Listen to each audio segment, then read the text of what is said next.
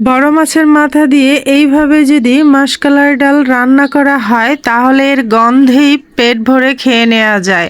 ঘরোয়া ছোটখাটো অনুষ্ঠান করলে মাছ মাংস পোলাও সবকিছুর সাথেই কালার ডালটাও রান্না করে দেখবেন এই কালার ডাল দিয়ে খেয়ে আপনার প্রশংসা করতে বাধ্য হবে। তো চলুন কথা না বলে দেখে আসি এই মাসকালার ডালটা কিভাবে বড় মাছের মাথা দিয়ে রান্না করলাম। আপনারা অবশ্যই পুরো ভিডিওটা স্কিপ না করে আমার সঙ্গে থাকুন আর দেখতে থাকুন। আসসালামু আলাইকুম, আশা করি সবাই ভালো আছেন। আবার ওয়েলকাম জানাচ্ছি নতুন একটা ভিডিও দেখার জন্য। আজকে আপনাদের মাসকালের ডাল রান্না করে দেখাবো। এখানে প্রথমে আমি তেল দিয়েছি, আর তেলটা কিন্তু রুই মাছ ভাজার তেলটা ছিল, মানে রুই মাছ ভাজা হয়েছিল সেই তেলটা এখানে দিয়ে দিয়েছি। তার মধ্যে দিয়ে দিয়েছি এখানে মুঠো ভরে পেঁয়াজ। এই পেঁয়াজটাকে এখন একটু ভাজা করে নেব। এ পর্যায়ে পেঁয়াজটা ভাজা হতে হতে আমি মাসকালার ডালটাকে একটু পানি দিয়ে ভিজিয়ে নেব। এটা পানির মধ্যে ভিজিয়ে দিলে সুবিধা হয়, না হলে দলা পেকে যায়।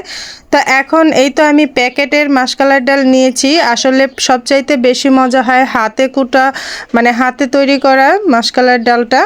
তো এখন আমি এই যে প্যাকেটের এখানে 2 থেকে 250 গ্রামের মতো হবে, আমি আসলে প্যাকেটের পরিমাপটা দেখিনি, সম্ভবত 250 গ্রাম হবে। তো আমি এটাকে ঠান্ডা পানি দিয়েই, নর্মাল পানি দিয়ে আমি গুলিয়ে রেখে দিয়েছি। আর এখানে পেঁয়াজটা কিন্তু একদম বেরেস্তার মতো ভাজা হয়ে গেছে। দিয়ে দিলাম আদা রসুন বাটা দিয়ে এটাকে ভালো করে একটু ভাজা করে নেব। আর আজকের সম্পূর্ণ রান্না কিন্তু আমি মাটির চুলায় করছি। মাটির চুলায় রান্না করলে কিন্তু এমনিতেই খেতে দুর্দান্ত হয়, তাও যদি হয় এরকম একটা মাসকালাই ডালের রেসিপি, তাহলে তো কথাই নেই, দুর্দান্ত। তো এই পর্যায়ে কিন্তু আমি সামান্য পানি দিয়ে এর মধ্যে জিরা বাটা আর বাদাম বাটা দিয়ে ভালো করে আবার একটু নেড়ে মিশিয়ে নিয়েছি। আর এখানে দিয়ে দিয়েছি হলুদ গুঁড়া, দিয়ে দেব মরিচ গুঁড়া। এভাবে করে কিন্তু সমস্ত মশলাগুলাই দেব। আসলে মাটির চুলায় রান্না করার স্বাদই আলাদা। তো এই পর্যায়ে এখন আমি মরিচ গুঁড়া দিচ্ছি, আর মরিচ গুঁড়া সব কিছুই কিন্তু আমার আন্দাজ অনুযায়ী দিচ্ছি। দিয়ে দিচ্ছি লবণটা বুঝে শুনে দেব। আর এই পর্যায়ে দিয়ে দিচ্ছি গরম মশলার গুঁড়া। এই গরম মশলার গুঁড়া দেওয়াতে কিন্তু এর ফ্লেভারটা অনেক অনেক সুন্দর আসে। অবশ্যই গরম মশলার গুঁড়া ব্যবহার করবেন, মানে গরম মশলা ব্যবহার করবেন।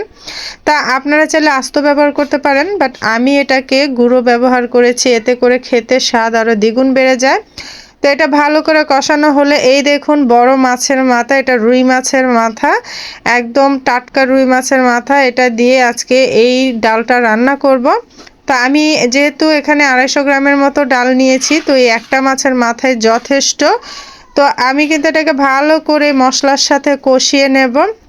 আর কি যে মানে দুর্দান্ত স্বাদ হয়েছিল এটা, মানে মাটির চুলায় রান্না তো এমনিই মজা হয়, তার সাথে হয়েছে এই ডাল। বিশেষ করে যারা গ্রামে থাকে তারা এই ডালটা খুবই পছন্দ করে এবং তারা চাষ করে। আর শীতকালীন সময়তে এগুলো প্রত্যেকের ঘরে ঘরে থাকে, কারণ এই মাসকালাই ডাল ছাড়া তখন মানে চলেই না, তখন একটা সিজন হয় এই মাসকালাই ডাল খাওয়ার।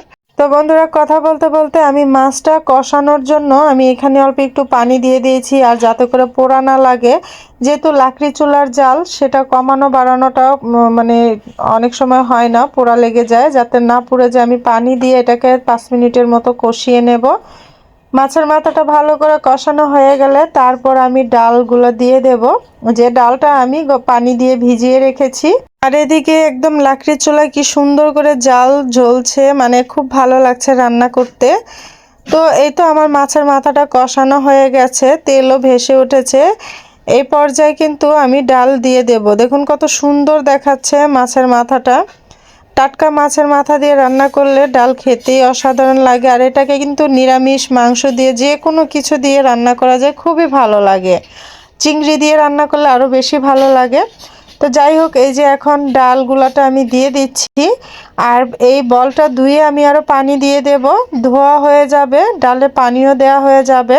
তো এইভাবে করে আপনারা কিন্তু ঘরে যদি ছোটোখাটো অনুষ্ঠান করেন তাহলে এভাবে ডাল রান্না করতে পারেন, কারণ অনুষ্ঠান করলে অবশ্যই মাছের মাথাটা অনেক সময় থেকে যায়। সেই মাথাটা দিয়ে এভাবে করে ডাল রান্না করবেন, দেখবেন সবাই প্রশংসা করবে আর মজা করে খেয়ে নেবে। খুবই ভালো হয় এই ডালটা। আমরা সব সময় এই ডালটা বিভিন্ন অনুষ্ঠান বা মেহমানদারি করলে এটা রান্না করা হয়, আমাদের খুব ভালো লাগে, মজা করে খাই। তো এই পর্যায়ে কিন্তু আমি যতটুকু পরিমাণের পানির প্রয়োজন আমি পানি দিয়ে দিচ্ছি। এই ডালটা একদম পানসেও খাওয়া হয় না, আর একদম অনেক বেশি গাঢ় খাওয়া হয় না, মিডিয়াম করে খাওয়া হয়। তো আমার যতটুকু পানির প্রয়োজন হয়েছে আমি পানি দিয়ে এটাকে সামান্য একটু ঢাকা দিয়ে দিচ্ছি। আমি 2 থেকে 3 মিনিট পরে আবার এটাকে খুলে নিচ্ছি ঢাকাটা, কারণ যেহেতু বাহিরে রান্না করছি ময়লা পড়তে পারে, সে কারণে ঢাকা দিয়েছিলাম। কিন্তু এটা ঢাকা দিয়ে রান্না করা হয় না, কারণ কাঁচা অবস্থায় থাকতে এটাকে ভালো করে নাড়তে হয়, না হলে তলানিতে লেগে যায় বা জমে যায়, মানে দলা পেকে যায়। তো এটা সুন্দর করে নেড়ে মিশিয়ে এটাকে মিশিয়ে নিতে হবে। আর মাছের মাথাটা কিন্তু আমি আস্ত রাখবো না, এটা আস্তে আস্তে খুলে খুলে যাবে, আর এর কাঁটাগুলো আমি আস্তে আস্তে বেছে বেছে ফেলে দেব, কারণ আমার কাছে কাঁটা লাগলে ভালো লাগে না। আমি রান্নার সময় এরকম যখন সিদ্ধ হয় আস্তে আস্তে আমি কাঁটাগুলো তুলে তুলে ফেলে দেই, নাড়তে থাকি আর তুলে ফেলে দেই। তো আমার এটা কিন্তু প্রায় নাড়াচাড়া দিচ্ছি, খুলে যাচ্ছে আর এটা বলকও চলে আসছে। এটাকে একটু সময় নিয়ে রান্না করতে হয়, মানে সময় নিয়ে ভালো করে জাল করতে হয়।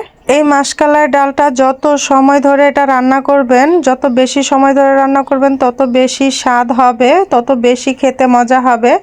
তো দেখুন আমি কিন্তু এটা নাড়াচাড়া দিতে দিতে মাছের মাথাটা অলরেডি খুলেই গেছে। তো এর চেয়ে বেশি খোলাবো না। তো এভাবে করে এই যে দেখুন কি সুন্দর বলক উঠে এসেছে। এইটাকে মাটির চুলা অনেকক্ষণ পর্যন্ত জাল করে, যতক্ষণ পর্যন্ত না আমার প্রয়োজন মতো গাঢ় হচ্ছে ততক্ষণ পর্যন্ত এটা জাল করেই নেব। আর আজকের এই ডালের মধ্যে কিন্তু মশলা আমি একটু বেশি দিয়েছি, কারণ আমার নানুর বাড়িতে রান্না হচ্ছিল, তারা সবাই একটু মশলাটা বেশি খায় এই ডালের মধ্যে, একটু ঝাল ঝাল একটু কালারফুল করে খেতে এরা পছন্দ করে। তবে আপনারা চাইলে আরও মশলাও কম দিয়ে রান্না করতে পারেন, সেটাও বেশ ভালো হয়।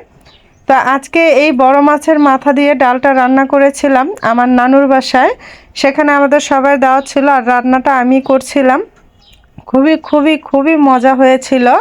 মানে আমি রান্না করছি বলে বলছি না, টাটকা মাছ আর মাসকলাইয়ের ডাল সেটা এমনিতেই অনেক অনেক বেশি অতুলনীয় হয়।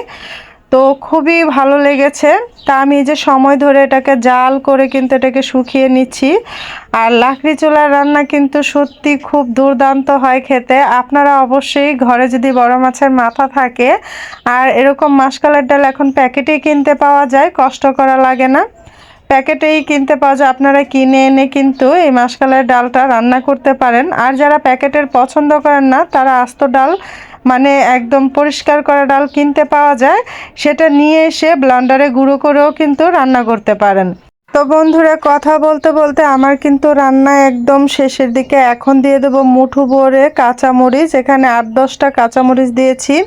অবশ্যই মাসকলাইয়ের ডালে কাঁচামরিচ আর ধনেপাতা ছাড়া অবশ্যই রান্না হয় না, মানে ভালোই লাগে না। এই দুইটা জিনিস না হলে ডালের অরিজিনাল ফ্লেভারটা পাবেনই না।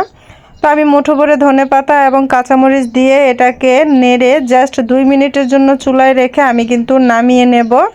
কাঁচামরিচগুলো শেষ পর্যায়ে দেবেন, এতে করে সুন্দর ঘ্রাণ বের হবে। আপনারা চাইলে আগেও দিতে পারেন, তবে এই পর্যায়ে দিলে সেই লেভেলের ঘ্রাণ পাবেন। তো আমার কিন্তু এটা পুরোপুরি রান্না কমপ্লিট। এই পর্যায়ে আমি আর চুলাতে রাখবো না, কারণ এটা নামানোর পরেও কিন্তু অনেকটা গাঢ় হয়ে যায়। তো আমার কিন্তু এই যে আজকে এরকমই রাখবো। তো প্রায় সময় আরও বেশি গাঢ় করি, কিন্তু আজকে এরকমই রাখবো, তাহলে পারফেক্ট থিকনেসটা থাকবে। আর দেখুন এই যে মাছগুলো খুলে খুলে এরকম আস্তে আস্তে রয়েছে। তো এটা খেতে কিন্তু ভীষণ ভালো লাগে। তো বন্ধুরা আমার কিন্তু ডাল রান্না একদম কমপ্লিট। আমি আরেকটা পরিষ্কার হাঁড়িতে এটাকে ঢেলে নিচ্ছি। আশা করি আজকে এই বড় রুই মাছের মাথা দিয়ে মাসকলাই ডাল রান্নাটা আপনাদের কাছে ভালো লেগেছে। আর অবশ্যই আপনারা একবার হলো ট্রাই করবেন। যারা রান্না করতে জানেন তারা তো জানেন, যারা না জানেন অবশ্যই ট্রাই করবেন। আর আপনাদের মূল্যবান বক্তব্য অবশ্যই কমেন্ট বক্সে রেখে যাবেন।